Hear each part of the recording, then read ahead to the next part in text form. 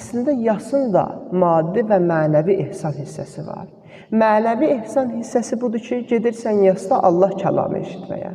Getmirsən orada dünyadakı qlobal hadisələri müzakirə edib, sanki həll edəcəkmiş kimi danışmağa. Elə deyil. Təəssüf ki, indi yaslarımız da belədir ki, adamlar o qədər bir-birlərindən uzaq düşüblər ki, elə hərdən adam deyir ki, filan kəs rəhmətə getməsə, o qohumlar bir araya gəlməyəcəkdir. O rəhmətə gedəndən sonra yada düşür ki, bu səndə biz qohumuq, indi üz-üzdən utanar, getmək lazımdır. İndi gedir orada, indi 10 ildir bir-birlərini görmürlər, başlayırlar danışmağa. Yazı orada din xadimi də Allahdan danışır. Bunların da yadına hələ qohumları düşməyib, o ki qaldı, ya Allah yadlarına düşəcək. Bunlar da başlayırlar danışmağa. Axı o mənəvi taam birinci taam idi. Birinci ehsan buydu ki, Allah kəlamı eşidəcəkdin.